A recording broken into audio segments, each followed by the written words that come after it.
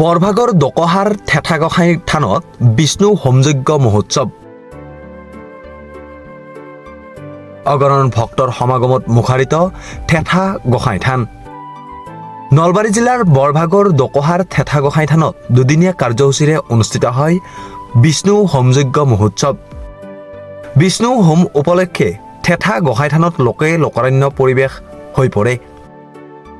দুদিনীয়া কাৰ্যসূচীৰে অনুষ্ঠিত হোৱা হোম যজ্ঞৰ কালি অন্তিম দিনা প্ৰায় ৮০,০০০ ভক্তৰ সমাগম হোৱা পৰিলক্ষিত হয়। জনপ্ৰবাদ অনুসৰি যিসকল শিশু জন্মৰ পৰাই বাক শক্তি নাই, তেওঁলোকৰ পিতৃ মাতৃয়ে যদি এই থানত আখৈ আগবঢ়ায় তেন্তে সেই শিশুৱে বাক শক্তি ঘূৰাই পায়। ইয়াৰ উপৰি যিসকল নিসন্তান দম্পতীয়ে এই থানত মানস কৰে সেইসকলে সন্তান লাভ কৰে বুলিও বিশ্বাস আছে। সেই লোকবিশ্বাস আৰু জনবিশ্বাসত সৰগত কৰি এই বছৰো উলহ মালহেৰে উদযাপন কৰা হৈছিল পূজা অৰ্চনা। উপস্থিত ভক্তসকলক সম্পূৰ্ণৰূপে সেৱা শুশ্ৰূষা কৰিছে উদযাপন সমিতিয়ে। প্ৰায় 10,000 ভক্তই মুকলি পথাৰত একেলগে বহি ভোগ গ্ৰহণ কৰিছে। এইবেলি 24 বৰ্ষ অতিক্ৰম কৰা এই বিষ্ণু হোমযজ্ঞ অহাবেলি ৰূপালী জয়ন্তী অনুষ্ঠিত কৰিবলৈ আগ্ৰহী হৈছে যজ্ঞ পৰিচালনা সমিতি।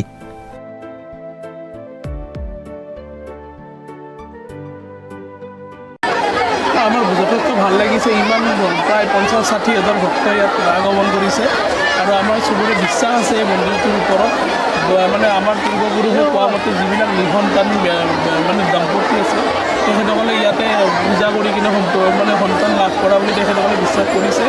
আৰু যিবিলাক বোবা শিশু আছে বা তেখেতসকলৰ পিতৃ মাতৃসকলে ইয়াতে লাড়ু বা আমাৰ আখৈটো ফুটাই কিনে ইয়াত পূজা কৰে। পূজা কৰিলে তেখেতসকলে সন্তান লাভ কৰা বুলি বহুতে আমাক জনাইছে বা আমাৰ পূৰ্বপুৰুষৰ পৰা সেই বিশ্বাসটো চলি আহিছে। সেই বিশ্বাসমতে পূজা অৰ্চনাটো আমাৰ প্ৰতি বছৰৰ 1 তাৰিখ 2 তাৰিখ ফাগুনৰ আৰু ফেব্ৰুৱাৰী 14-15 তাৰিখে আমাৰ অনুষ্ঠিত হয়। এই বছৰ আমাৰ 24 বছৰ হ'ল, অহা বছৰ আমাৰ 25 বছৰ। অহা বছৰ আমি ৰূপালী জয়ন্তী অনুষ্ঠান আয়োজন কৰিম আৰু যথেষ্টসমূহ আমাৰ কাৰ্যসূচী থাকিব, লগতে সাংস্কৃতিক সন্ধিয়াও থাকিব বা ভক্তসকলৰ কাৰণে বিভিন্ন ধৰণৰ কাৰ্যসূচী থাকিব। গতিকে আপোনালোকৰ এই চেনেলৰ মাধ্যমেৰে মই যিসকল ভক্ত আমাৰ ইয়াতে উপস্থিত হৈছে বা অবছৰ তেখেতসকলে আৰু আহিব বা লগত আৰু যিকোনো ভক্তি আহিম বুলি ভাবি আছে তেখেতসকলক আমি মানে আহাৰ কাৰণে আহ্বান জনাইছোঁ। যিহেতু আমাৰ ৰূপালী জয়ন্তী তেখেতসকলৰ সহায় সহযোগিতা আমাক যথেষ্ট পৰিমাণে দৰকাৰ। যুৱ প্ৰজন্ম যথেষ্ট উৎসাহিত হৈ আছে, কাৰণ তেখেতসকলে আজি ইমান বছৰৰ পৰা ইয়াতে কাম কৰি আছে, লাগি আছে।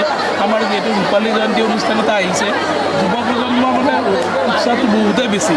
গতিকে তেখেতসকলৰ উৎসাহটো চাইও আমি এটা আৰু আপ্লুত হৈ আছোঁ আৰু ৰূপালী জয়ন্তীটো আমি পাতিবৰ কাৰণে আগ্ৰহেৰে আমি ৰখি আছোঁ। সাংস্কৃতিক অনুষ্ঠান থাকিব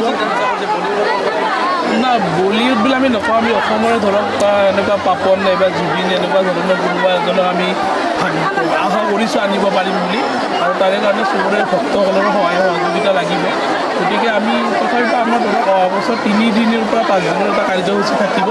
আমি এই বিশ্বযুদ্ধৰ পিছতে আমি এখন সভাৰ আহ্বান জনাইছোঁ, তাতে আমি ৰাজহুৱা সভা আহ্বান জনাইছোঁ। তাতে আমাৰ চব মানে গোটেই কথাখিনি ডিছকাছ কৰা হ'ব, তাৰপিছত আমাৰ ডিচিশ্যন লোৱা হ'ব।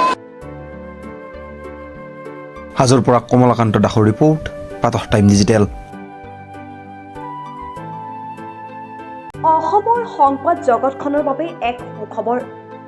নৰূপ নসাজেৰে প্ৰায় 30 বছৰীয়া অভিজ্ঞতা পুষ্ট সাপ্তাহিক কবচ পুনৰ এবাৰ ৰাজ্যৰ মাজলৈ।